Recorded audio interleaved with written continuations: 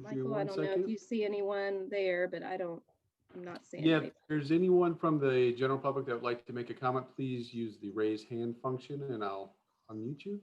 All right, we have Doug Johnston. Doug, could you please state your name?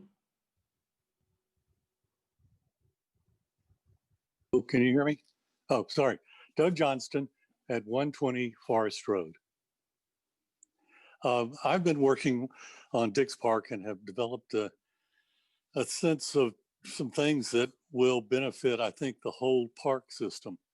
One of the things that my hero, Frederick Law Olmsted, points out again and again is the common era mistake to think of a park as something complete in itself.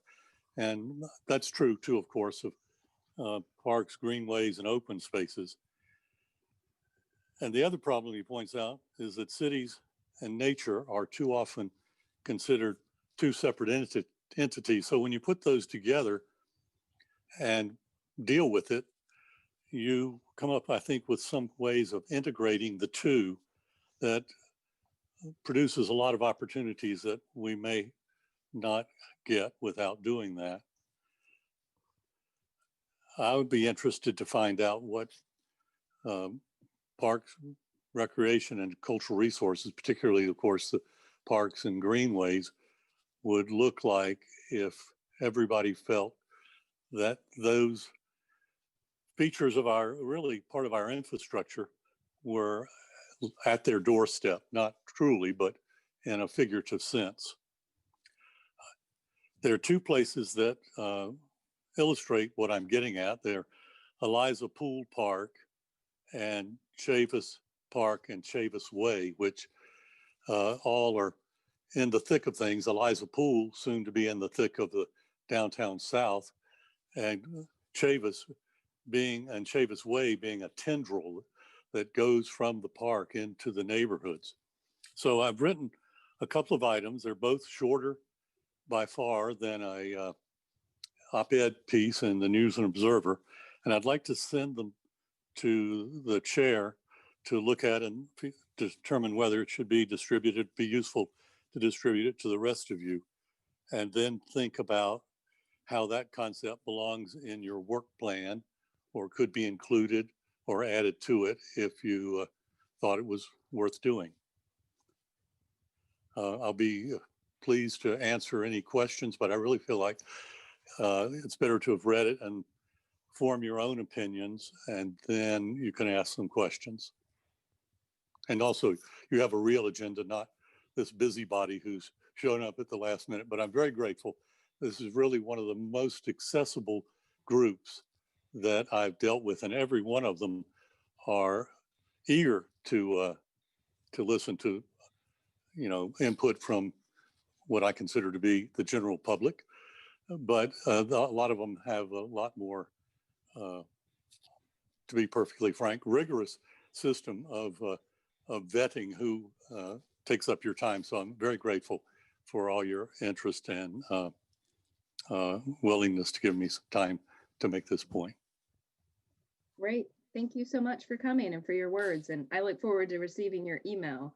I believe my email is on the website, so you can find it. Or I can send it to your staff person, but I'll be sure to get it to you. Thanks a lot. Sounds great. All right. Thank you, Mr. Johnston. Is there anyone else who would like to speak tonight? It does not look like it, so go ahead. Great. Okay. Well, tonight I believe we only have one presentation, which is on, well, I guess two. Okay. So the first is on the Dix Edge area study update. So I'm looking forward to hearing more about this. Thank you. Thank you. My name is Sarah Ellis. I'm a senior planner in the City of Raleigh's Planning and Development Department, and I appreciate the opportunity to give an update to y'all tonight. And I'm going to start sharing my screen if that's all right. I just have a couple short slides and I'll walk y'all through what we've been up to. And I'll just say, so that the goal for my presentation to you today was just informational. We wanted to give the Parks, Recreation, and Greenway Advisory Board just an update on what we've been up to with this study, since we'd had the opportunity to connect with some of the other boards and understanding that we have some greenways and some parks in the study area. Okay, so I wanted to start out by just giving you a basic introduction as to what this study is and where it will take place. So the Dix Edge area study, although it has the name Dix in it, it is unrelated to the park. This is a planning and land use study that focuses on the neighborhood south of Dix Park that you can see on the right-hand side of my screen on that map. And I'll just kind of walk you through what you're looking at. So folks are probably familiar with the big green park right here. You know, that's Dix Park. And then, so the boundary of the study area for this planning study is Lake Wheeler Road on the western side. Goes all the way down south to Carolina Pines Avenue, and Carolina Pines Park and Community Center is kind of our biggest, that's probably the biggest landmark in the southern end. So just sort of waving my mouse over that. And then Pecan Road continuing on further east. Wilmington Street to the farthest east is our eastern border. And then MLK Western up here is the northern border. The study is going to focus on those topics that you see on the left-hand side of my screen in green. So looking at equity, displacement, housing affordability, and then also land use development form, and generally making a plan for how this community should grow over the next 20 years, because I think we all know there's a lot of change taking place. Raleigh's population is continuing to grow. So that's sort of the charge of the planning department, is to form a plan for growth to make sure that we have all the right infrastructure and resources as that growth continues. And we are in the very beginning phases of the study. So it's going to take us about 18 months. The public kickoff for this study was in October. We held some meetings, and then we just wrapped up some meetings in November. And we don't have any deliverables yet to share. So the phase of the project that we've been in, and actually I'm going to move to the next, well, sorry, I got ahead of myself. I'm going to tell you a little bit more about the project, and then I'll go through a more detailed timeline in a subsequent slide. So the purpose of this study is to create a plan, and I am sorry, Zoom gremlins. The purpose of the study is to create a plan and policies that help provide economic prosperity, housing opportunity, and equity for all residents in the study area as we look to the future. Now, any of the outcomes of this study, so essentially what we're looking to do is create a set of policies that would be adopted into the 2030 comprehensive plan. That's kind of one big outcome we could see out of this, and the other one would be budgetary. So if we identified capital improvement projects, things like new sidewalks, greenway connections, and things of that nature, those are some other outcomes that you could see when the study is completed. Since this is the Parks, Recreation, and Greenway Advisory Board, I added a slide here just showing a map of our park and greenway facilities, and I'll just sort of show you what you're looking at.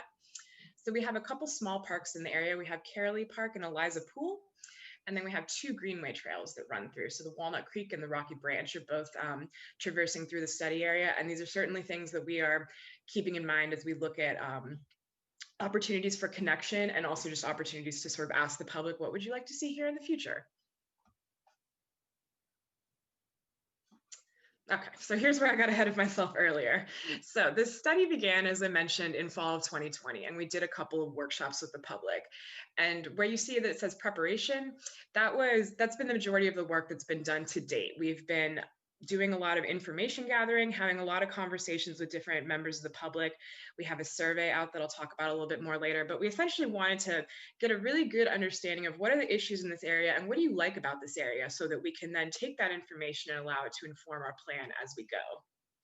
Right now, we're in where this little green box just popped up. We're in the action phase. So we're sort of preparing for what's going to be called the Phase Now public workshops. Those are going to be in February.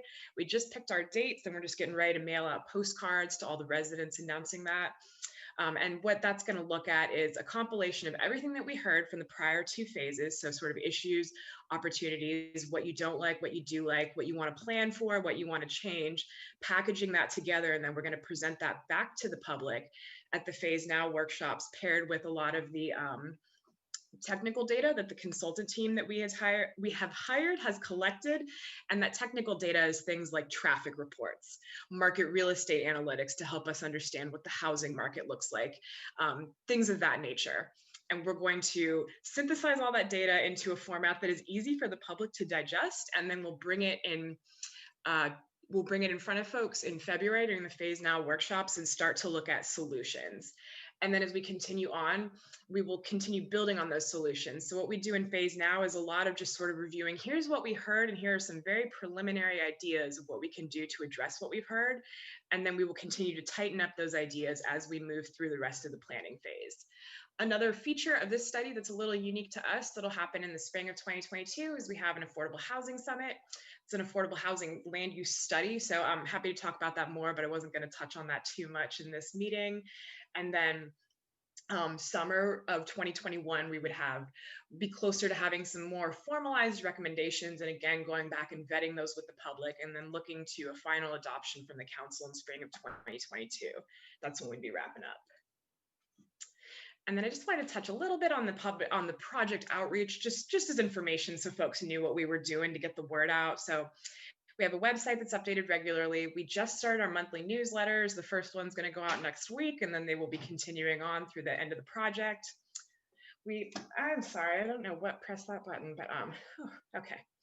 We also mail out postcards, and I will say postcards to every resident. That includes folks that rent in the area. So if you own your home, you rent your home, you are still getting a postcard from us. We're working on throwing up laminated signs at the bus stops advertising the meetings. We regularly do yard signs throughout the study area advertising meetings and surveys. Use a lot of emails. We've been experimenting with paid social media recently, which we've had some great success. And we also have some nice project videos that we've been using as supplemental tools to get the word out in a different way to folks. So then I wanted to focus in a little bit on sort of specific outcomes, and these are potential. So as I mentioned, we did a lot of information gathering. This plan is going to be going on for the next about year and a half, but I thought it might be helpful for the board just to see things that could come out of this plan.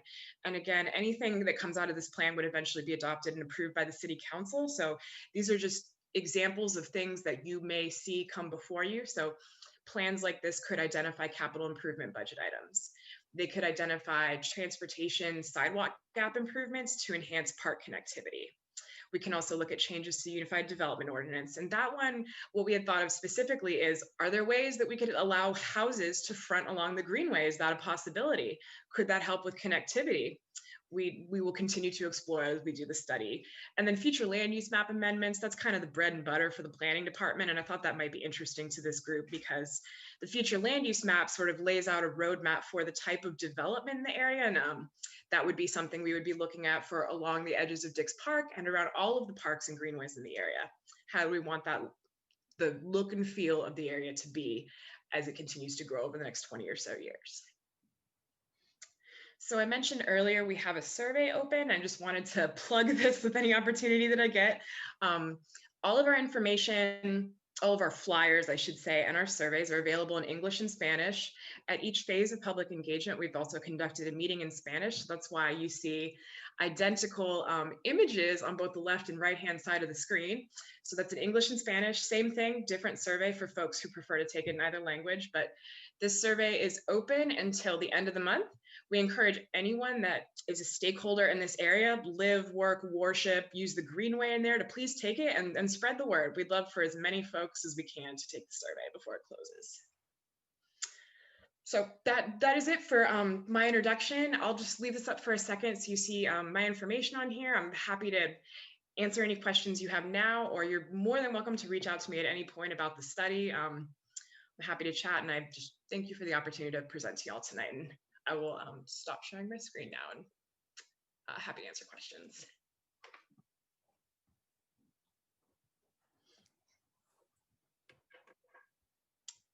I'm not procedurally, who's calling on folks that raise their hands? Sorry, just asking for out of respect for the Zoom format. Sorry, I lost my connection. I don't know if anyone else was gone either, but I'm back. Thank you for your presentation, Sarah. Does anyone have any comments? Brad, I think I see your hand up, and then Marcia. Okay, Brad. Yeah, I just had a question, a couple small ones.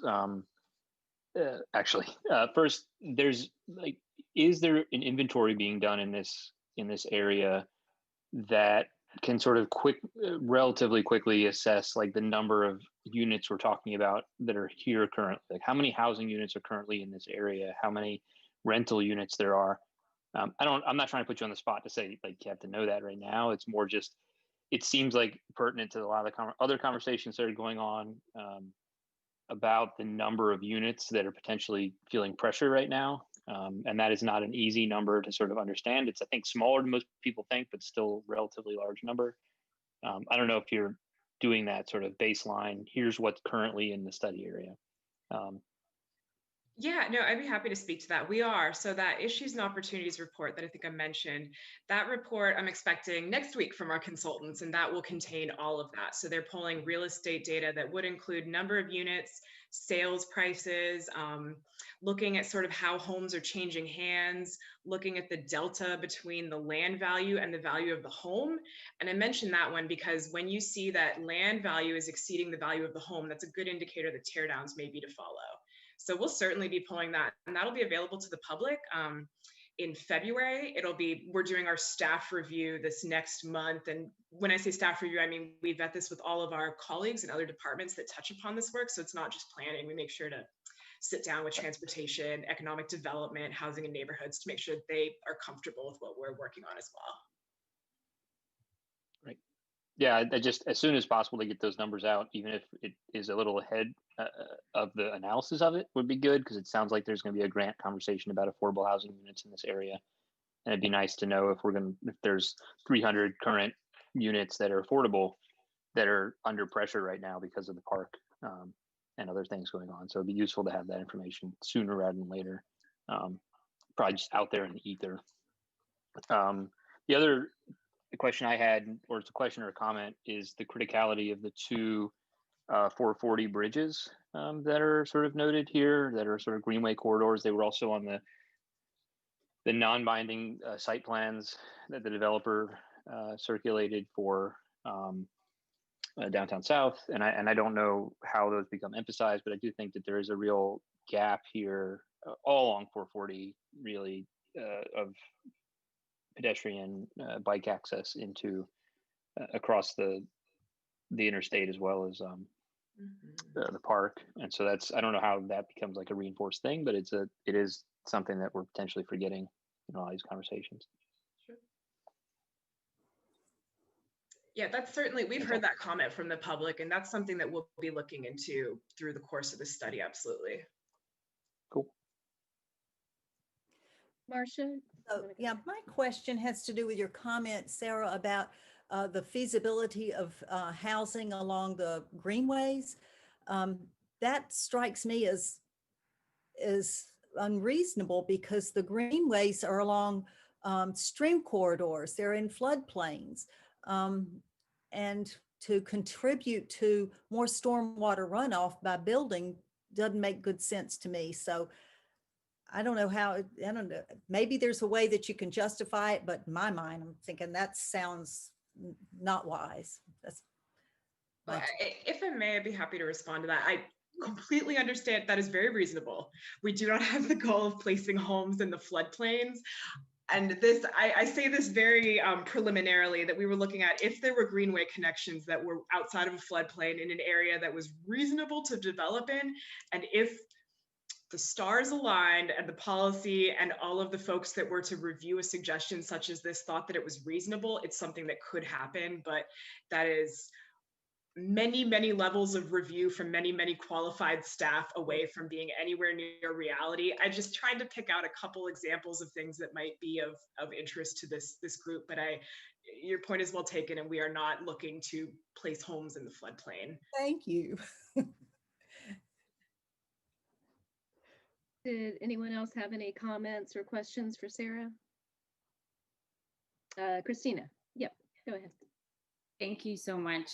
Hi, Sarah. I wanted just to make two comments. One, I was part of the virtual Dix Edge study, and I thought it was fantastic. I thought you guys did a great job with it.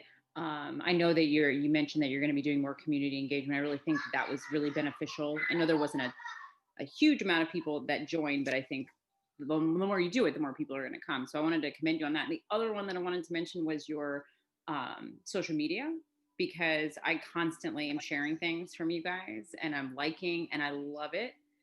It just makes it so easy for me to get word out to people that I may or may not know live in that affected area. So I think you guys are doing a really, really great job with that. And I just wanted to say thank you. Thank you. Sarah, one thing I just wanted to kind of piggyback onto Brad a little bit with the Downtown South project. How are you taking that into account, considering it's sort of happening concurrently with what you're doing? Are you, I'm sure you're watching that very closely, that development. That's a great question. So my colleague, who is the staff case planner assigned to Downtown South, is also on our project team. So I say that just for coordination's sake, that I am tracking it, but he is the expert on that. He's on our Dix Edge project team. Now, as far as policy is concerned, Downtown South is ahead of us. So the policies from the Dix Edge area study cannot be applied to a rezoning until adopted by the city council. So the adoption of this study, we're looking at a time deadline of January 2022. So none of these policies will have any impact on Downtown South until we are an adopted plan by the council. Gotcha. Okay. So that big area is really just going to happen the way it happens, despite whatever comes out of this study. It would be, I think it's unlikely the study will have much impact on that. Typically, these studies have two places where they have impact. They have policy influence over rezonings, and those are, after this would be adopted, any subsequent rezonings would have those policies applied through the staff review period, and then it can have budget implications. So if there is some type of capital improvement project that makes sense to all of the folks who would review this before it gets approved, that could be another piece that could come out through that. But policy wise, I don't see this having a much impact on Downtown South. Yeah. Okay. Would there be a chance that, as far as budget, that something could be in there for the Lake Wheeler improvements? That's already another study as well that's happening. Is that something that could? Yeah, I think that's certainly. Sorry. Yeah, no, that seems very reasonable that we could, identify. And essentially what our role would be is to identify the project and get it on the right list, which I know that sounds like an incredibly bureaucratic answer, but that's sort of the process that we have in place. So we can, to answer your question, yes, that could get placed on the correct list through this process. Great. And my particular interest is with the Dix Park improvements that are happening. I don't want the Lake Wheeler improvements to be coming entirely out of the parks budget. I think that a lot of that should be coming out of a transportation budget. So great, thank you. Anybody else have any comments or questions, thoughts? Great, well, thank you. That we really appreciate you coming, Sarah. That was really informative. Thanks for the opportunity. Yeah. Sarah. All right, well, moving on to the agenda. Next, we have Lisa with an update on Greenway projects. Hey, everyone. I'm Lisa. For those of you who don't know me, I don't get much camera time. But I'm glad to be here tonight to give an update on capital improvement projects for Greenway. I manage the planning and design portion of Greenway planning and development. So tonight I will share projects that we have completed as of like yesterday. So projects under construction that have been completed, projects that are in planning, and then projects that are in design.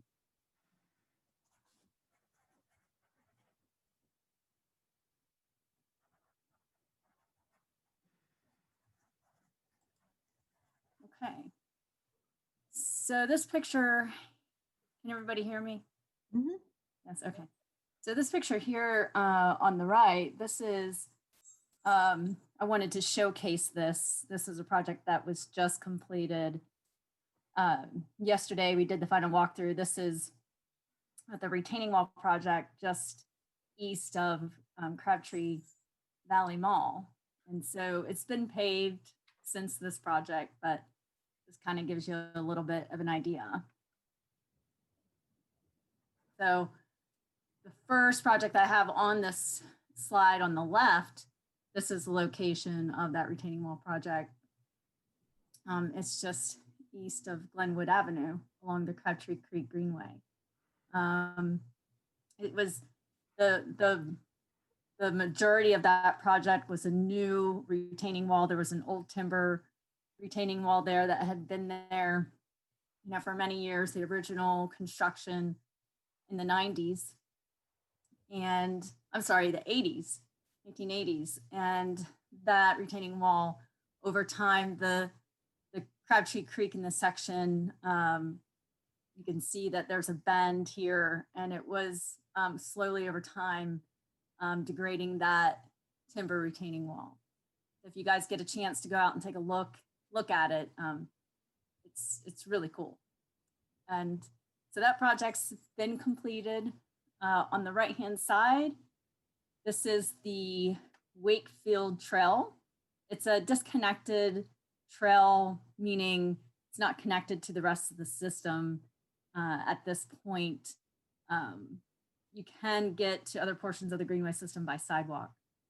And this project is currently under construction and anticipated to be completed this month. I do want to point out that because of the budget that we had for this project, we had advertised the project in its completion. So from Old Falls of Neuse Road all the way down to Dunnard Street. And we were only able to, with the funds that we had, to recondition 2 sections of this trail. For future bond planning, we would propose that a project like this would be submitted so that we can go ahead and repave the other portions of the trail. Johnson, East Loop, same scenario with this location and repaving. Funding wise, we were only able to repave a portion of Lake Johnson. So we did an analysis of what were the worst portions of this trail. And that is the area that we focused on. And the budgets that I have on these slides, these are the complete budgets. So this is design, permitting, and construction. These aren't just construction estimates. And Lake Johnson, we anticipate to have that come March of 2021.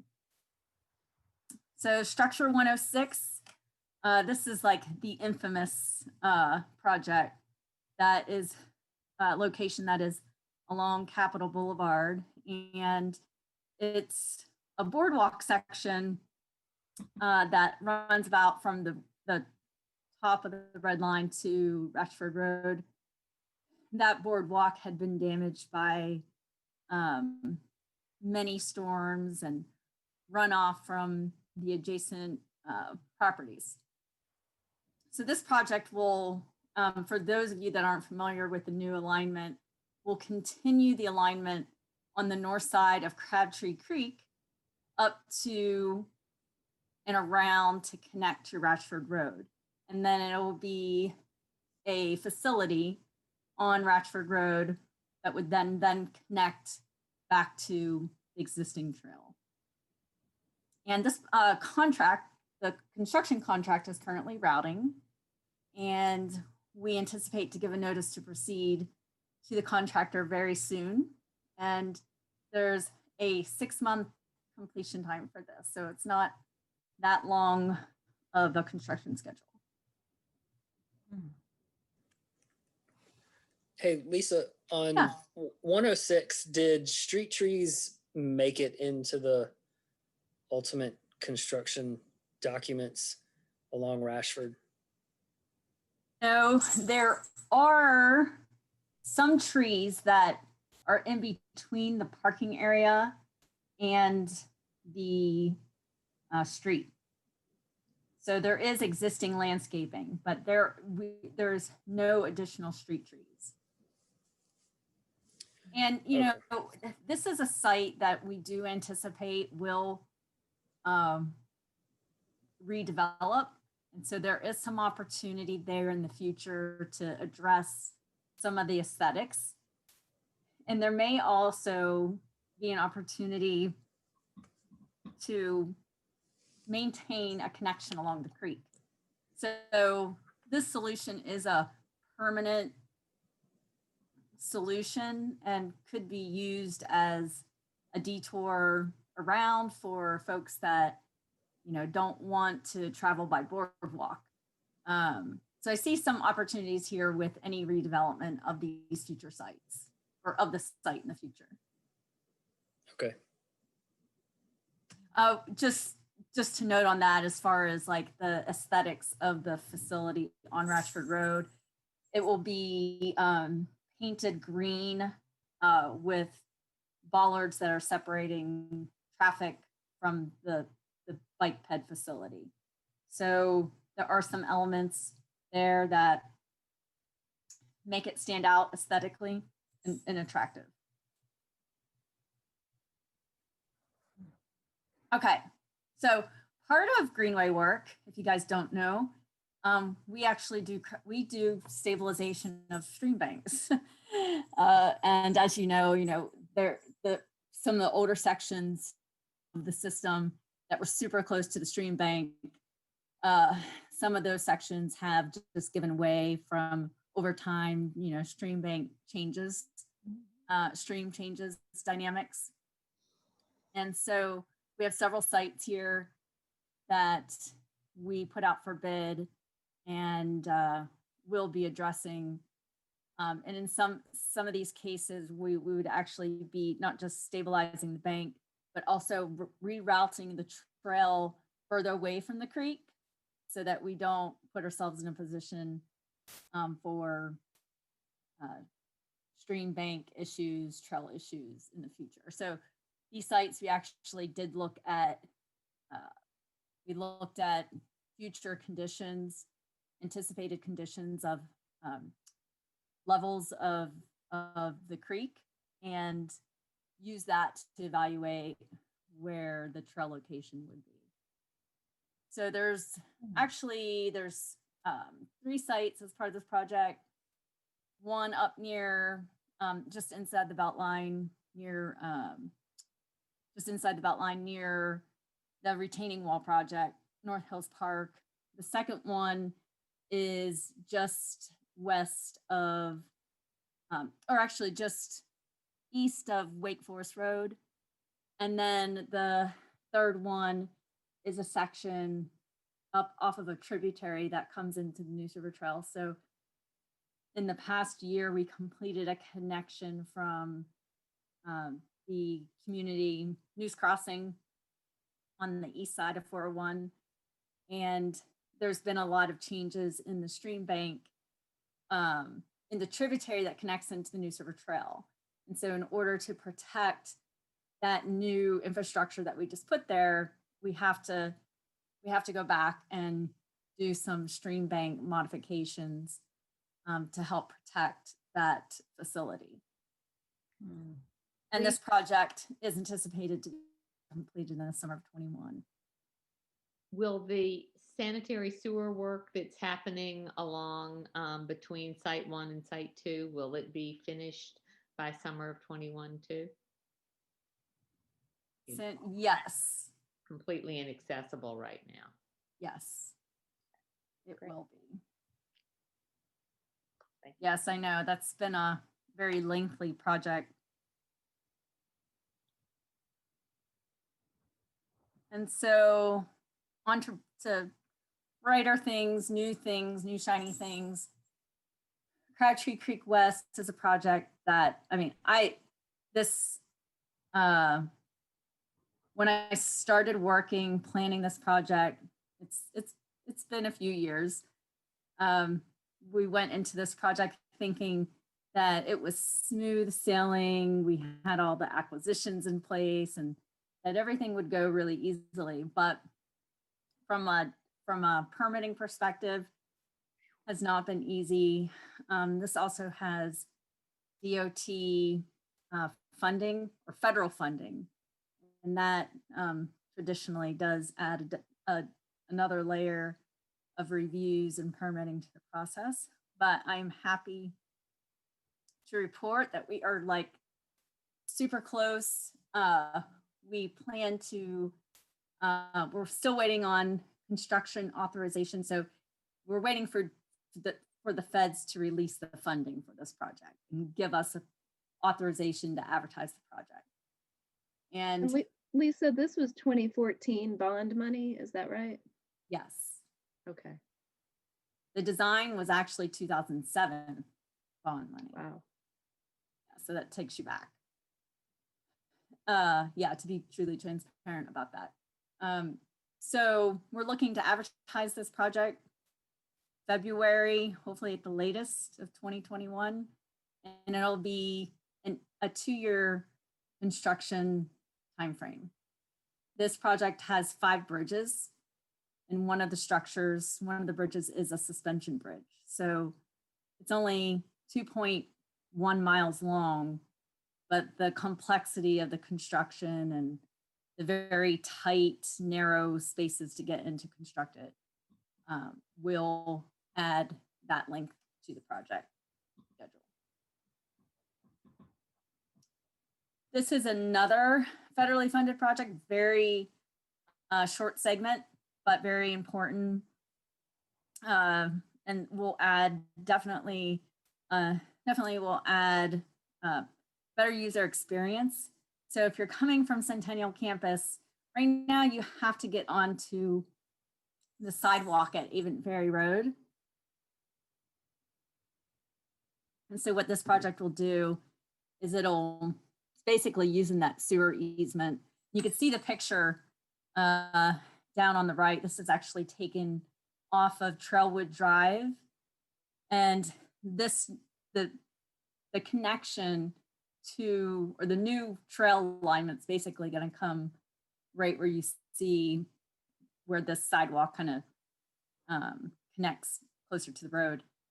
And then this pedestrian bridge was a project that was completed by partnering with DOT, or DOT partnering with the city.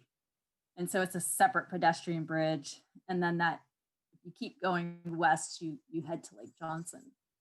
So this has pretty much the same advertisement schedule that Crabtree Creek does. Hope to advertise it in February, but it'll be done much sooner just because of the easiness of and the length of the project.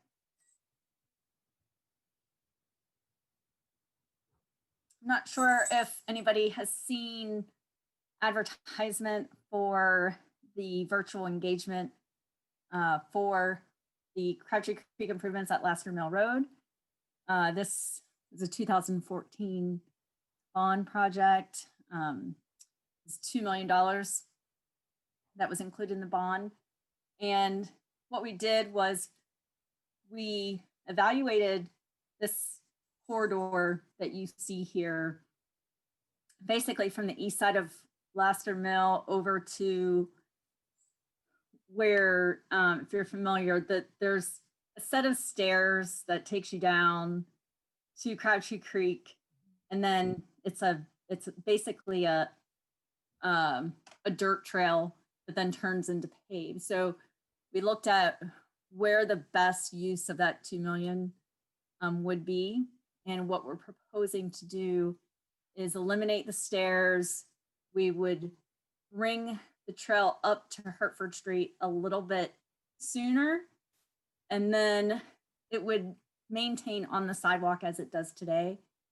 We're also proposing to make some improvements to the vehicular bridge on Lassiter Mill to accommodate bikes and pedestrians. Right now, there's a very narrow sidewalk.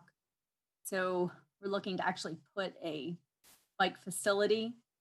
And then we are applying for federal funding as well through Campo and DOT. And if we do get that grant money, we'll be able to support having the trail go underneath Lassiter Mill and connecting to the existing trail. So that will be a really great improvement and take users, still have the connection to Lassiter Mill, but be able to take users underneath Lassiter Mill to better help with that connectivity.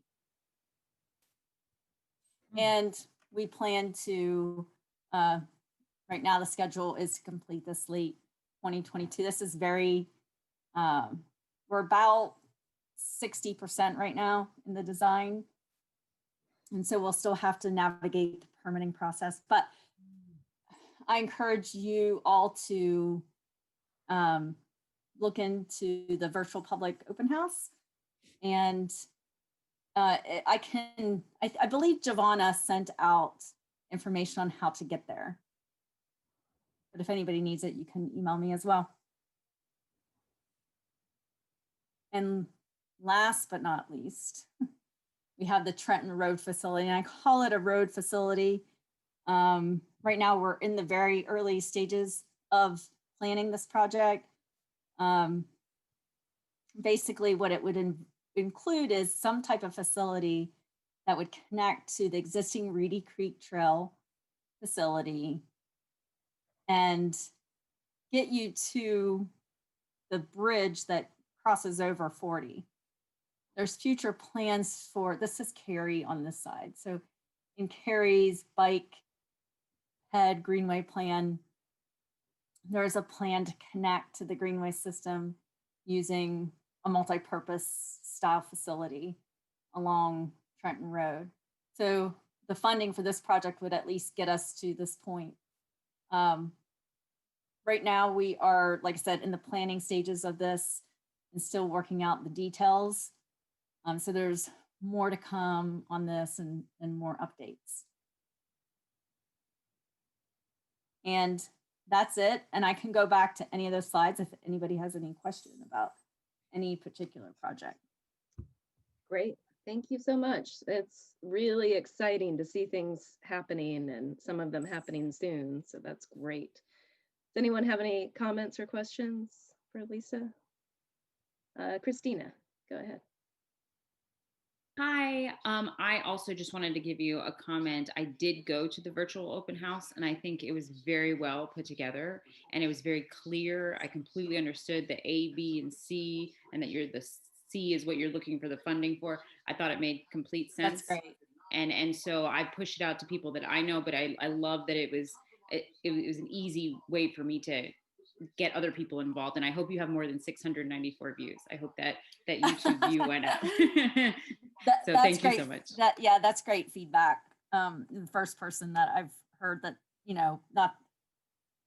I'm not managing that project, so I'm sure the project manager has heard from people's feedback as well, but that's good to hear. I'll pass that along. Great. Anybody else? Lex, were you wanting to say something? No. I think I was just going to send a chat to you and Giovanni. I'm going to switch devices real quick because my phone is running out of battery, but I'll be right back. Okay. Sorry. Sounds good. Thanks. I just want to say thank you. Great presentation, very impressive, and well done. This is going to be a great asset to the city and our community connectivity, micromobility, exercise, so many things. So well done. Great presentation, really impressive. And I do intend to dig further into all the effort that you put into this. But thank you so much for this wonderful presentation. Well done. And this is Lindsay. I hope you can hear me. I can hear you. Okay, good. I can't see you, but I know Okay. I know who you are. Yeah. Okay, and I know I have a space heater and a loud dishwasher going in the background, so I'm sorry. Well, Lisa, I know that you were having to pull things together with very limited funding at times and had to make some hard decisions. So, I appreciate what's coming out of it. We're doing something, making some connections. That's great. Yeah, and the one thing that it's really exciting to see a lot of these projects like coming to fruition and, where they're creating a better user experience for our users. And I know that that's important. And even, small things like signage go a long way. So having, a functioning pathway that people can navigate through without detours. It's exciting. Yeah. Great. Well, thank you for the update. Sure, anytime. Yeah. All right. Very good. Well, next on the agenda is approval of minutes. Were there minutes posted, Giovanna? I didn't see any, but. No, we took that off. I took that section off. So okay. It's director's report I now. tried to get the last one, but I guess I didn't get the latest. Sorry. Okay. Very good. Well, then we're moving right into the director's report. Oscar, you want to, Yes. I know you have a lot to update us on. Thank you. Yes, a lot to update you all on, and hopefully I don't bore you all with too many details, but there's some fairly important details I wanted to share with you all. So starting off, I did want to point out that staff and also the Conservancy have been successful in getting some grants awarded for the Rocky Branch restoration at Dix Park. It's all part of the feasibility study for that project moving forward. So in the next several months to a year, there'll be some feasibility studies taking place out there for the Rocky Branch Creek, as well as a landfill feasibility study. So we're very excited that we're getting some funding for that moving forward. Also a big move for some of our parks. We recently awarded a bid award for Brentwood Park Phase 1 renovations up in Brentwood Park, which has been a long time coming. And so fortunately, everything came in under budget. And so work will be starting soon, and we're looking at scheduled completion of the site work, amenities, walkways, comfort station, et cetera, out there to be completed sometime in late summer to fall of 2021. And so we're very excited to have that project moving forward. It's been, like I had mentioned, it's been a long time coming. Also, at our last city council meeting, staff presented an update on Devereaux Meadow. And so we had gotten the approval to move forward with stage 2 of the Devereaux Meadow project, which would basically be providing us a schematic design options for that site, which is located just north of downtown. So as you all may know, I think Gary Claiborne had given us a presentation a few months back about some of the challenges with the site being inside a floodplain, and also some site contamination from previous land uses. And so City Council did go ahead and give us a go-ahead to move forward with schematic design, preliminary planning, and some different design alternatives. So that can kind of get us going, moving forward on that project. In addition to that, Lassiter University Historic Park schematic design was also approved by City Council. So we're going to be moving forward with phase 1 of the site design for the overall master plan for Lassiter University. So I know that's been a project that's been briefed with you all in the past. Very important project for the history of Raleigh. So we're very excited about that as well moving forward. And then finally, another item that's been very near and dear to all of our hearts has been the community center air conditioning updates. So at the last city council meeting, we presented city council with a status report of the remaining sites that we still had where we were lacking AC. As you all know, currently there's 4 sites. 2 of them are funded. Tarboro, we hope to have completed by this upcoming summer, in time for summer camp to have that completed. Method is going through a feasibility and assessment study. And then we have a Green Road, and then Laurel Hills, which also does have funding. So the great news out of the information we provided City Council was that Council Member Fort requested that staff provide a budget note in the spring for upcoming budget considerations for funding for the sites that remain unfunded at this time. So that's a bit of good news. Hopefully by us providing council those cost estimates for those remaining sites, we may go ahead and get the funding needed to go ahead and close the loop and get those finally finished. So thank you all for your advocacy and support on the community center HVAC, and I'm very confident that we will be successful as we move forward with getting those funded. I know there's been some questions recently about the Nights of Lights. I know there's been a lot of community concerns about some of the traffic situations that's been out there. And so staff, just to kind of give you all an update, last night was the first public night of Nights of Lights at Dix Park, and traffic was just bad. To say there was about a 2-hour backup along Western to get into the park probably is about an accurate or an understatement as we can get. So there were several challenges.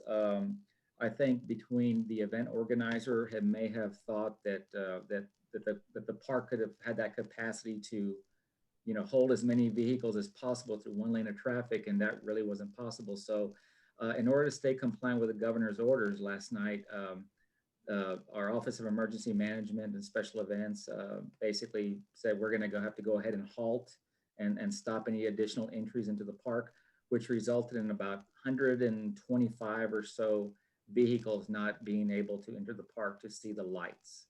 So this morning, staff and event organizers got together and came up with a strategy to try to figure out how we're best going to be addressing the remaining nights that are left for the Nights of Lights. And so today, WRAL is going to be did a press release that any tickets that are after 8 p.m. are going to be refunded. I think they finally realized that there's not enough capacity within the park to hold that many people. So staff have worked and are going to implement some additional measures this evening, which includes increased traffic controls along Western Boulevard in coordination with RPD. Hopefully we can get some additional traffic control measures where we won't have that many issues with traffic in and out of that particular area. We're also looking at creating a 2-lane event. So previously we only had one lane of traffic going in to see the lights. We're now going to go ahead and create 2 lanes of traffic going in to see the lights, so we can go ahead and maybe be able to double up on the capacity on that. We're also going to be increasing our know before you go messaging to visitors, ticket holders. So that way they have expectations about wait times, you know, traffic issues, and really how long they should expect to wait before they do go into the park. And then, like I had also mentioned, the decision by WRAL today to refund any tickets after 8 p.m. So I think overall they've had to refund approximately 12,000 tickets between now and the end of the event date, which is December 31st, which is quite a lot. But there is a silver lining. So if these measures that we're putting into place tonight do prove successful, there's a possibility that we may go ahead and start easing some restrictions and start reopening up some additional ticket times as we move forward towards the weekend. In addition, we've been in talks with the event organizer that since the event does basically end on December 31st, we're seeing if they can maybe add some additional nights past December 31st to go ahead and increase some additional capacity to view the lights. So we do know that there was going to be a challenge trying to get as many vehicles into a small compact area like Dick's. So we'll continue monitoring, working with the event organizers, and trying to be as informative as we can with the general public as we try to make this event as successful and family friendly as possible. So we did already update City Council on it this evening, and more information will be forthcoming through WRAL and the City of Raleigh as well.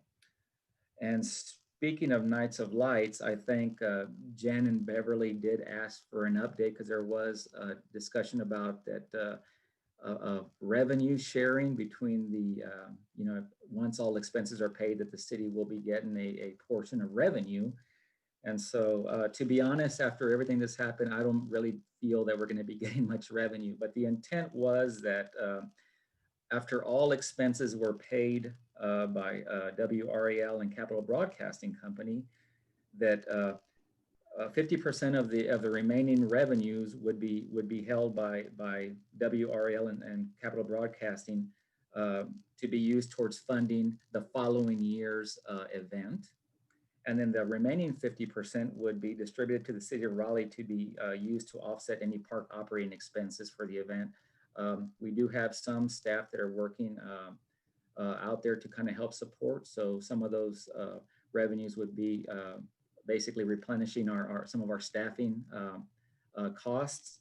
And then any monies after that would be held for any possible future park department improvements. You know, we haven't identified any of those, but we would just basically put those in an account for future consideration. So as I said, we're not really expecting much out of this year's because some of the reductions we have placed, but I just kind of wanted to let you all know that's what the intent was as part of the agreement with WRAL and Capital Broadcasting Company. And then finally, I did want to go ahead and give you all an action item to take care of today. So this is a time of year where usually the Parks, Recreation and Greenways Advisory Board reviews any fees and charges and makes a recommendation. So, so on behalf of myself and our staff, we're recommending deferring any fee and charge changes this year and defer those until next year. I think there's been a lot of situations where our community has suffered, economically and financially. So we just feel that this is not the right time of the year to go ahead and try to look at any kind of fees or charges. So I'm seeking board approval for deferring any type of fee or charges reviews until next year. I so move. Second. I heard Marcia and with a second by Beverly. All those in favor say aye. Conversation. Aye. Okay. Any against? Beverly was gonna have I just want to have a point of comment. I made this comment last year, Oscar, and of course you weren't here, and it was regarding Holiday Express, but it sort of applies to Nights of Lights as well. I understand that the tickets were the same price whether you lived in Kernersville or Raleigh, and I think that exacerbates part of our traffic issues. But I also think that it is an opportunity to have a cost differential for citizens of Raleigh to pay the lesser amount, and folks from other municipalities pay a higher amount. I know Carrie does that to Raleigheites, so it's not something for you to have to respond to tonight, but just something for you all to think about as we have these big endeavors. And by creating that financial differential, we can include more folks from Raleigh to participate, and I think that's important. Thank you. This is definitely some input that we would definitely share with the event organizer. So thank you for that. All right, and that's the end of my report. I'll be happy to answer any questions you all may have. Thank you, Oscar. Carol? Oscar, I'm sorry to be displaying my ignorance, but what does capital MWBE mean in your report? Minority women and it does? Minority women business enterprise. Black entrepreneurs. I believe it's a minority women and business enterprise. Business entrepreneurs. Yes. Okay, pretty close. I hope I get points for that. Thank you. You're welcome.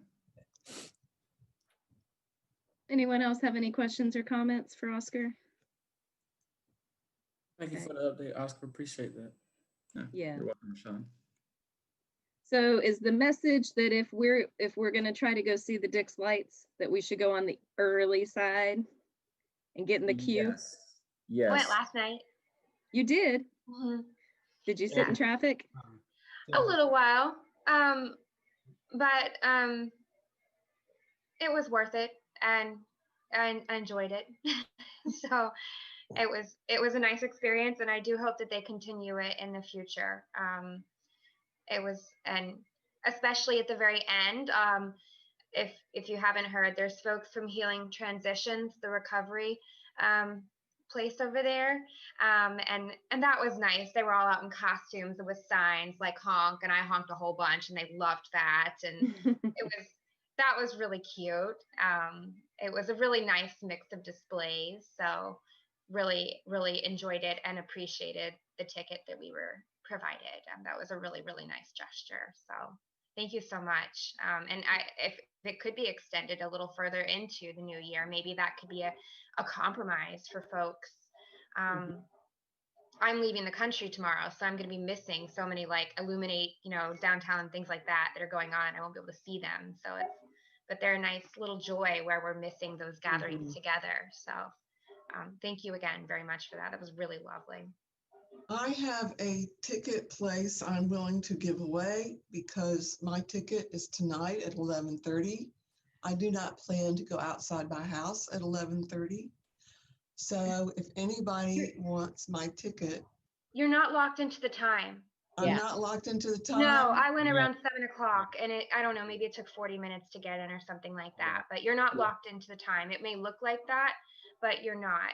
Okay. Yeah, you can I go ahead. thought I would wait a few days after Oscar's report to, to let things smooth out and then see if I could get in. And another thing I did want to mention as well is we've had vehicles starting to line up early, like around, just around 4 o'clock, 4:30. We're going to go ahead and also start allowing those vehicles that do want to go ahead and enter earlier than the 5:30 start time to go in. So that may help relieve some pressure. So if you're more than welcome to show up earlier, and maybe you'll beat the traffic. And I did it as a bike ride. Did you? Yes, and there were lots of people there. We only had 1 hour, but there were 5:30 tickets and 6 o'clock tickets. I think we had to be out by 6:30. But I had a friend who did that with their family, and they loved it. They said it was magical, and they want to do it again. It was very, very cold, though. Yeah. I would love to do it on foot or bike one year. They only allowed bikes, but it was very cold. And I'm too chicken for that. The one comment I did hear was that it was very dark on the Greenway getting back to their cars. So next year, maybe that's something to think about, lighting the Greenway for safety. Sure. Well, great. Okay, well, let's move on to committee reports.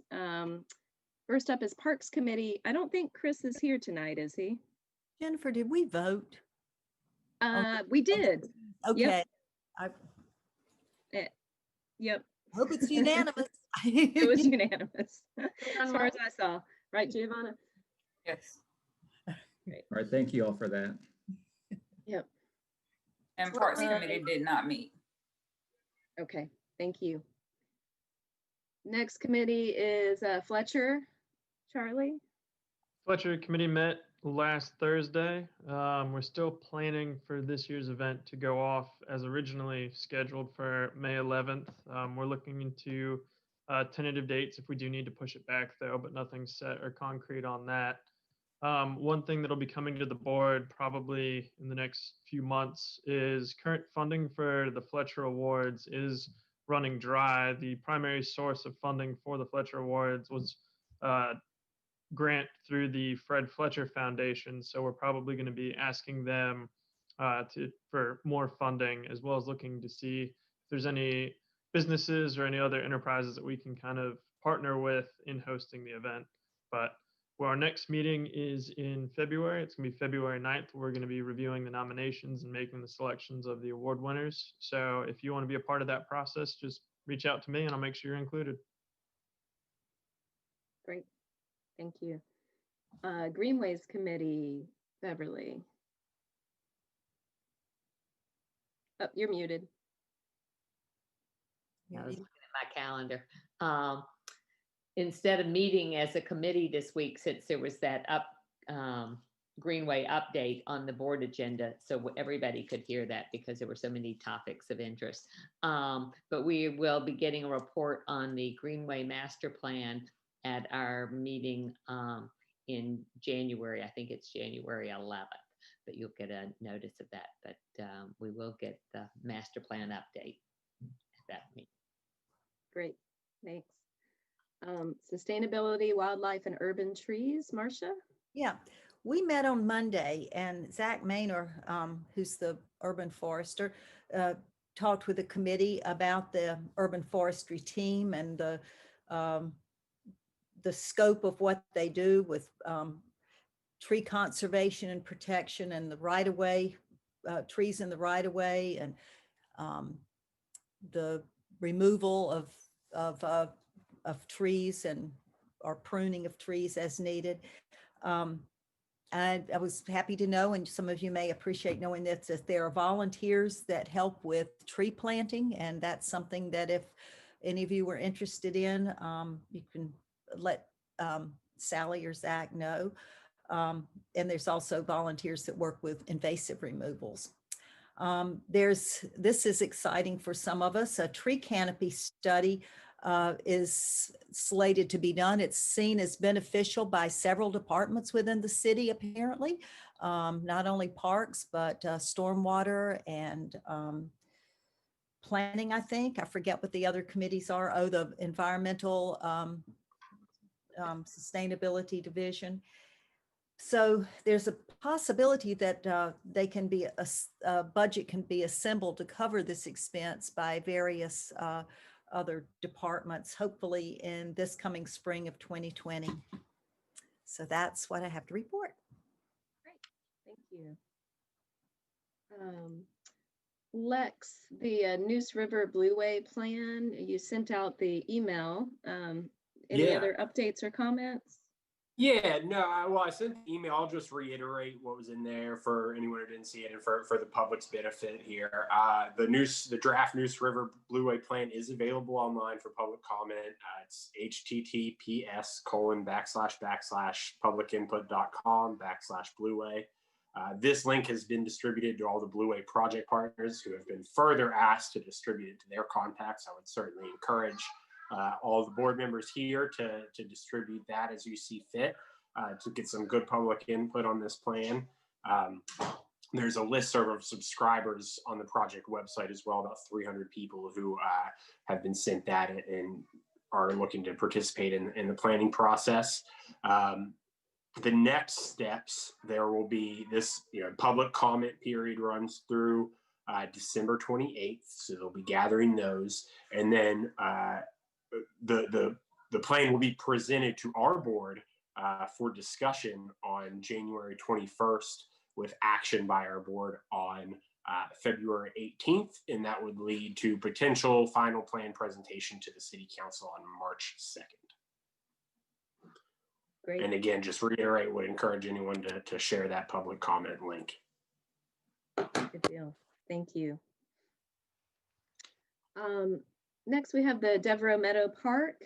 So we did get 3 volunteers. Thank you guys to be liaisons to the stakeholder committee as it's moving forward into phase 2 for Devereaux Meadow Park. So that's Brad, Christina, and Charlie. I assume Oscar and Scott that Gary Claiborne will let them know when the next meeting is going to be and what they need to do. Oh, Oscar, you're muted. Yeah. Yes, Gary Claiborne's gonna be the project manager. Stephen, anything else to add about that? No, we're piecing together that we have a BPAC appointee. We're working with a few community leaders, possibly Peace University, and some local business owners. So once we have the committee intact, we're hopeful that by the first of the year, we'll send out a notice and then we'll launch by the end of January. So Great. Well, that's an interesting project. I'll be interested to hear the updates on that. Yeah. So moving into committee liaison reports, Raleigh Youth Council. Do we have some reps tonight on the call? Oh, there we go. Hi, Carmen. Hi, I'm here. Real quick, I just want to introduce Eugene. He is joining us tonight in addition to Sammy, who was here last time. Eugene is a junior he's attending Ravenscroft High School. He enjoys giving back to his community, and he served as the community service chair for the Raleigh Youth Council in the past. Eugene has been awarded the Presidential Volunteer Service twice for his outstanding service in his community. And he currently is serving as the Sergeant of Arms. So I just wanted to give Eugene a quick introduction, and I'll let these guys kind of tell you what they've been up to.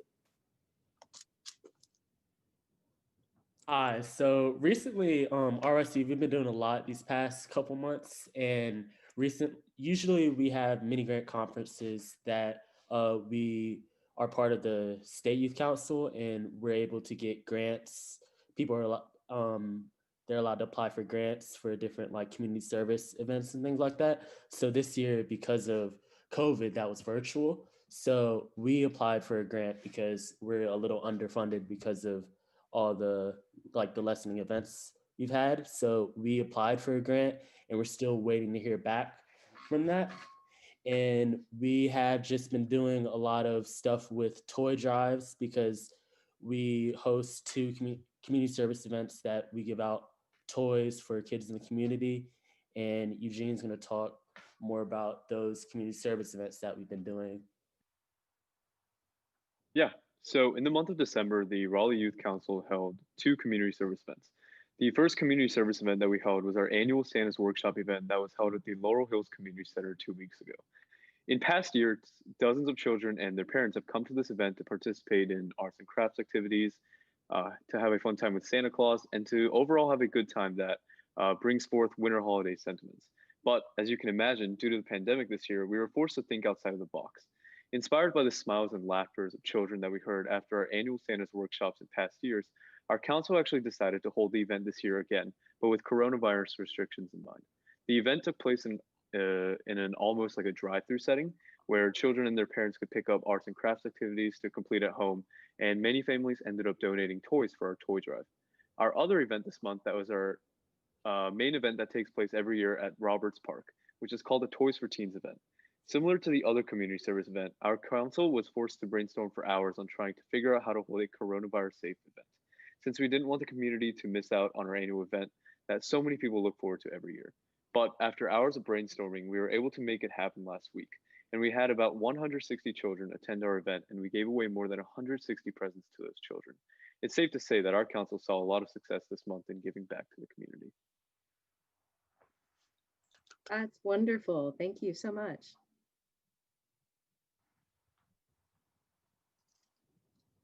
Any, are you guys done? I didn't want to interrupt you, sorry.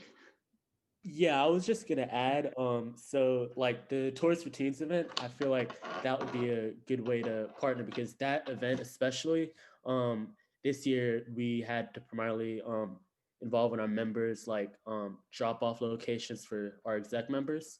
So that a way to maybe next year get donations or ways to maybe get people in the parks to donate would be really good because we had, as he said, over 150 toys, and like seeing all those kids get those toys and like lighting up their day was just amazing. So the more toys and the more people we can help, you know, would always can help the community, and that'd be great. That's awesome. Great idea. Thank you so much for the presentation and for the work that you both did and that the whole council did. Yeah, applause all around. Yay. Well done. I see something in the chat. Let me see. Hey, Jennifer, while you're looking for that, we'd love to have you guys out there next year for that event. I'm sure a lot of us would love to attend. Yeah. Please keep us in the loop. That sounds great. Now that we have some Raleigh Youth Council liaison members, we'll know more about it, and we'll definitely want to be involved. Sounds great. We will continue to poke that. So, okay, I'm seeing a comment from Oscar. Oscar, I'll kind of bring it up what you're saying here. Beverly, regarding sort of the Greenway safety issue, and I think this is our coordination with BPAC, and that council sort of mandated action item to work with BPAC and figure out how to handle Greenway safety. Is there some movement on that? What's our next step there? We need to add it to our overall work plan in order to be able to address it as a committee. So I want to bring it, I guess I need to make it a motion to the board. I can't look at myself with those glasses on. It's very hard to take you seriously. I know. But we need to move that we expand the work plan to include input on Greenway safety and addressing that issue and bringing recommendations from the Greenway committee to the overall advisory board. Okay. So is that your motion to do so? Yes. Okay. Do I hear a second to add that to our action plan? Thanks, Brad and Marcia. I saw both hands. Okay, all in favor of adding that to our work plan for the year? Aye. Aye. Does everyone understand what we're doing? Okay, great. Can you repeat that? I couldn't hear very well. Do you understand what we're voting No, I'm on? saying, could you repeat what we're voting on? 'Cause I'll repeat that. Sure.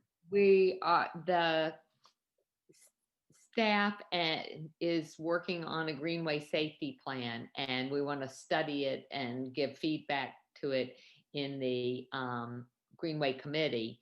And so, and of course, this arises out of the issues that have happened over the last year. But because we're limited to what we can discuss is tied to our work plan, we wanted to expand our work plan to connect that dot. So it's more of a procedural issue, but we didn't want to just be running off doing something when it wasn't tied to what we were, our overall And plan. can I ask a question? Is this about in regards to that email from the gentleman Cody Stokes, who presented all of those at council a few weeks ago about phones and lights, different lights? Is that what we're talking about adding to the work plan? His recommendations? Not specifically his recommendations. Okay. No. But that will be, his recommendations will be looked at in context with other things that the staff is looking at. Understood. The Okay, thank you. council through the summer we've had a number of requests from council, which Oscar has had to follow up on, from Greenway maintenance, Greenway safety. So we're bundling it together, and Beverly's asking, can you put this in the Greenway committee so we can study it further? And we keep on following up with Cody, and he'll be a part of the conversation with those folks. So yeah, so thank you. Gotcha. Yeah. So why don't we just go ahead and vote again now that everyone's hopefully a little more clear. So I did hear the motion and a second from Brad. So all in favor? Aye. Raise your hands. We can be sure. Okay. Any against? Dexter, are you for or against? I was late raising my hand. I'm for. Cool. Okay. Thank you. All right. Very good. Great. Thanks, Oscar, for bringing that up so we didn't miss that. That was important. Great. Well, let's see. Next is Arts Commission. We're still actually looking for a liaison for that commission. If there's anyone who would like to, who's interested. I've heard it's a really fun committee to go to. And, if you're interested in the arts, Scott has. Yeah, I have a brief report, and maybe that will excite people to sign up. So let me share my screen here real quick. Okay.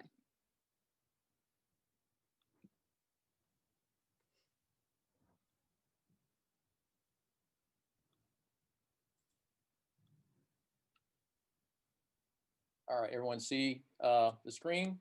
Mm-hmm. All right, so the Raleigh Arts Commission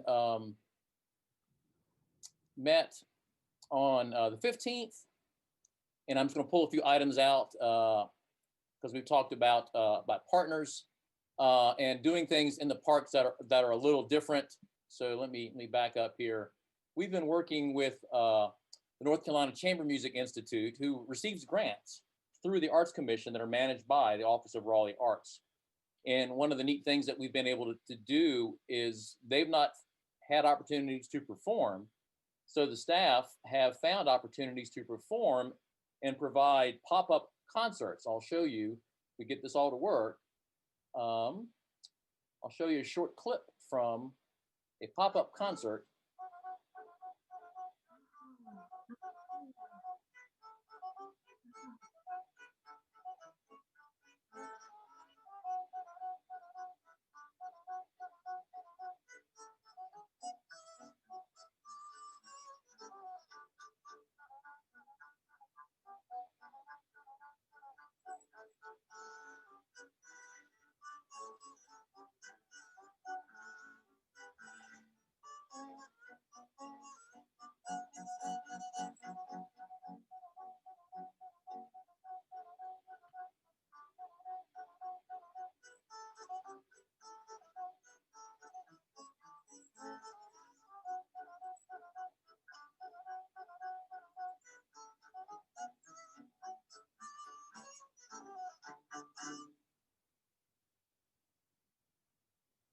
So that's the kind of fun things, if you're a liaison to this committee, you get to do. So this was not only do we bring people to parks and parks to people, but we're finding ways, even in a pandemic, to bring music into our parks. Then the next piece I want to show, I think will be exciting for everyone on this committee, is the public art glass installation at the John Chavis Memorial Park Community Center. So this last week or 2 weeks ago, we were finally able to install the art panes into the center. The center's been, it's a massive, beautiful thing, but the glass panels came in. We were able to install. It was a little windy, so people were a little nervous, but they look absolutely beautiful. It's going to be a wonderful asset to the center. The artist David Wilson actually had public meetings back a year or 2 years ago working with the committee, and they actually scanned some of the images from the community. So I just wanted to show these because they're just amazing. They look amazing when you're in the inside looking out, and at night they'll be backlit, so you'll be able to see them. So I thought I would just share that aspect of what's been going on with the Core Arts Commission. And if you want to become liaison, just let Jennifer know. This is kind of fun stuff you get to do. Thank you. Awesome. I see Thanks, lots Scott. of hands wanting to be part of the commission. Christina's waving her hand. You're already on BPAC. And Deborah. Yeah. Speaking of, did BPAC meet and were you able to attend? BPAC has not met yet. I've been in communications with Dwight, and I just heard from him actually yesterday. And I'm not sure if they're rescheduling, but they're going to get me on. But they had not met yet. Okay, great, thank you. Did anyone have any comments or questions for Scott? I kind of blew on by there. Okay, great. Sally, are you still with us for historic cemeteries? Yeah, hi. Hello. Hi, yes. Hi, everybody. I did get to, we met last night the board did, and they discussed their conversation that they had with the Historic Resources Museum Advisory Board. They had a successful meeting and a lot of good energy, collaboration, and excitement. They were unified in their decision that they did not want to merge. So I think they still are leaving it on the table to possibly be a discussion in the next year or two. They've decided to draft a joint letter to City Council with this information, and are excited to collaborate a lot more and support each other in the year ahead. So that's where they are right now. Yeah, I was happy to attend that meeting, and I think it was great that they sort of learned a lot about each other, about the two boards and the committees, and the Historic Resources Museum Advisory Board said, hey, we got some ways that we can help promote, some of what you have going on, and both sides really seemed interested in working together. But like you said, very energetic about their own missions and roles and not wanting to merge at this time. Yep. Yes, ma'am. Thank you. Thanks, Sally. Dick's Leadership Committee met this Tuesday, and it was a fairly brief meeting. We got another sort of update on how the plaza and playground is coming along. Looking really good, moving along sort of in schematic design. And so I think they have some good ideas. Michael Van Valkenburg is still, doing a great job of coming up with some really interesting designs and ideas for the space. So look good. Oscar, I don't know if you wanted to add anything to that, or Stephen, you were there as well. Yeah, not really. I think it's moving along really well, the progress that they're making as far as trying to adjust the site, expand the size to compensate for some of the power line easements, issues that are happening out there. But very happy with the work that they're doing. Obviously, the discussion of Wheeler Road keeps on coming up at times, and so that's still a whole different process that transportation will be working on, and at some point in time in the near future, but we don't know. But we're very happy with what's happening. Stephen, anything? Yeah. So the design team and Kate and Grayson, they have a series of virtual focus groups. So kids play, environmental, and so a whole bunch of groups that they meet with, which this is their second round. They'll hit those again. They'll have a virtual public open house. The last one had almost 500 people join the call, which was amazing. So Kate's expectation is after that public check-in, she'll bring it to the park board as well for input. So maybe you're meeting in January, because I think they're targeting the end of, no, February. They're targeting the end of January for the public open house. So we'll hit you up with an engagement opportunity in February for your input on the schematic design. Great, thank you. Thanks for adding to that. Historic Resources and Museum Advisory Board met yesterday. I didn't attend, but I did get some notes from it. So just a few things that I highlighted. The pull-in train is expected to reopen at the end of February. The Women of Change exhibit has opened at the City of Raleigh Museum, and I think it's still going on. The Joe Winters exhibit is at the Pope House beginning the weekend of December 17th, so this weekend. And they got an overview by Luke Wallenbeck that we had already heard of the Chavis Memorial Park Historic Interpretive Plan. And they also had a meeting with Dr. Caesar from the Office of Equity and Inclusion that we had that a few months ago as well. So that's part of why I didn't attend the meeting. I had kind of seen those big chunks already. And then Sally already talked about the Community Engagement Committee that met with the Historic Cemeteries Advisory Board and the results of that. One thing to note is that the Friends of the City of Raleigh Museum are still looking for ways to increase their income, which has dropped quite a bit this year due to COVID. So they're looking for new members, fundraising opportunities. So if it's something that you're interested in, look into that for sure. And that's all I have there.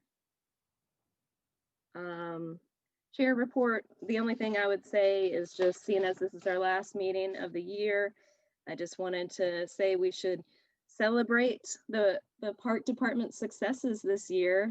We just heard a lot of great ones with all the Greenway trails that opened or about to go under construction. So that's really exciting. In addition to that, the Dix Lights, it's had a little bit of challenges here at the beginning, but it's a new thing. And that's a really new, exciting thing I think the city has to offer. Chavis, the work that's being done there, that park should be opening soon, which is exciting in the next year or so. Pull-in Arts will be opening in the next few months. Wooten Meadow is starting construction. Bailiwick will be going out to bid. So there's a lot of exciting things going on right now that I think are worth celebrating. And then, you know, start thinking toward next year's goals and some of our challenges. And I think one of the biggest challenges that we all know about is funding and just having enough money to do all the things we want to do. And without having the bond, you know, the challenge that has brought us. And so just kind of looking to the year ahead and seeing what it will bring us. Does anyone want to, before we go to Giovanna's very exciting ugly sweater contest winner, which I'm dying to hear who it's going to be, does anyone else have any just general comments or anything they want to share? Scott just redirected his camera to the Grinch. A question. Yeah. I remember when we had our like board planning discussion this summer, Dexter had brought up the great idea about the board undergoing racial equity training. And so I was wondering when we're going to be integrating that. I think that should be something that is perhaps a yearly investment for strengthening our leadership for the community. So wondering where we are in integrating that into our plan. I can, Yeah, I can Oscar, if you address wanna that. speak to Yes. it. So I do know that Dr. Caesar with the Office of Equity is currently still working on trying to find a contractor who's going to be providing that breadth of training to all of our boards and commissions and also to city staff as well. So she's still in the process of vetting that. So we're hoping it's sometime in the early part of the year they'll have already identified somebody and then go ahead and start scheduling all these trainings for all of our boards, commissions, as well as our staff. So hopefully maybe by January, February, we should have an update for you all. Cool. I would like to go ahead and invite you guys. We're going to be hosting, it's called Groundwater, and it's done by the Racial Equity Institute. So we're going to be hosting training MLK weekend. They're going to be virtual. We have limited spots. So if any of you guys would like to attend, send me your names. I'm not going to guarantee you a spot, but send me your names. It's going to be January. The first one is going to be January 16th from 9 to 12. So it's a 3-hour training. And then the next one is going to be February 11th. It's a Thursday, and it's 9 to 12. And so we're going to be hosting both of those virtually. And for the one in January, we're going to have a debrief, a reflection on that MLK Day Monday, and then from there we'll be strategically debriefing on the information that we get from the reflections that we have on that Monday. So send me your name and email address, and so if you don't get into the one in January, I can get you in the one in February. Thank you, Dexter. No problem. Great, thank you. Any other comments? Brad? Yeah, just a small one. In light of all the big drama that happened with zoning in the last week, I was checking out a couple other rezoning cases. And there's one scheduled for public hearing on the 5th of January. It's kind of flown below the radar quite a bit, but it is adjacent to the Neuse River Greenway, and does not include any condition at all for connection to the Greenway, even though it's 700 housing units. The other challenge where it is, it's actually right on Newbern at the end of Rogers Lane. And it really should also include accommodations for transit. It is the prime candidate for if we actually wanted to have transit accessible Neuse River Greenway, that there should be a transit facility at that location. Sort of it'd be ideal spot for the turnaround for the BRT, but I'm not a transit designer. But anyway, it's sort of flown under the radar, which is always funny because the things that happen down in my neighborhood, everybody seems to care about. The things that happen everywhere else, everybody doesn't really mind. But it is a really important project, and those two small conditions could really have a huge impact. So I'd encourage you to check it out. The zoning case is Z2419. Yeah, I think at the very least, the Greenway connection is an absolute must-have. But if we could get transit access there, it's only a mile from the end of the BRT. It would be awesome. So anyway, just a heads up on a project coming up. Thanks, Brad. Great. Anything else? Anyone want to share? Okay. Well then, Giovanna, take it away. So this is the part where everybody is going to participate. I need everybody to show their screen, show your shirt, show your sweater, show your hat. Mike just put a link in the chat. Oh my goodness. These sweaters are great. These hats are wonderful. These glasses, oh my goodness, y'all look wonderful. Oh, y'all look so pretty. So, y'all look pretty. There's a link in the chat window if you guys go to. If you click on that, you can just submit the first and last name of the one you like the best or worst, and we'll quickly compile these votes. If you guys could go ahead and do that, that would be great. Yes. I'm gonna show mine. Oh, it's real nice. Wow. That is good. We've only gotten to see the shoulders this whole time, and those are impressive. Hands. So go to the chat. The look on Brad's face. He's like, what? and pick your bet. Like Mike said, pick your best, your worst. Vote for your ugliest sweater. Everybody can participate.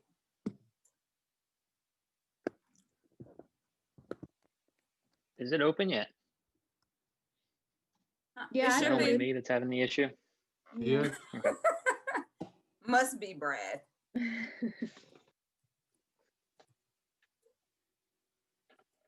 So far, we've gotten about 12 votes.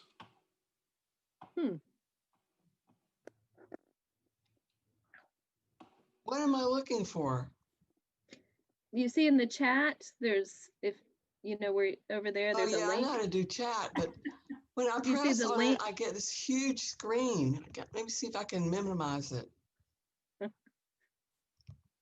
Okay, okay, let me try this again. Y'all just go vote without me. I abstain. I'm having technical difficulties.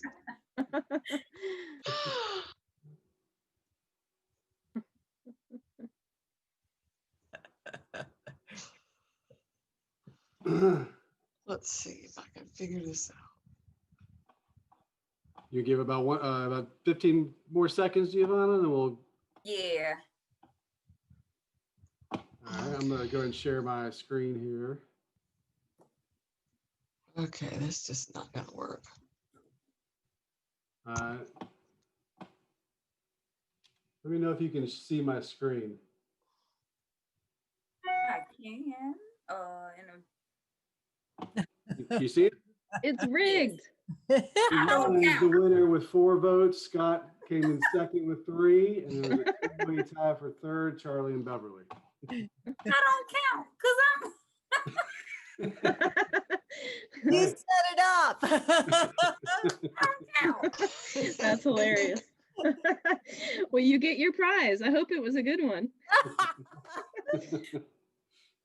So we're gonna go with Scott and Charlie and Beverly. Yeah. So we're gonna have them model their sweaters?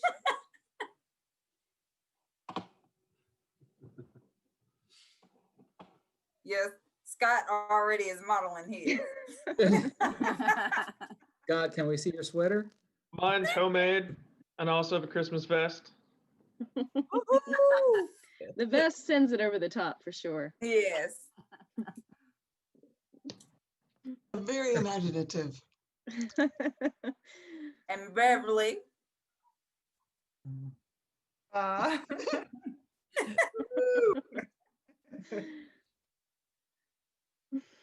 Ooh, does it light up?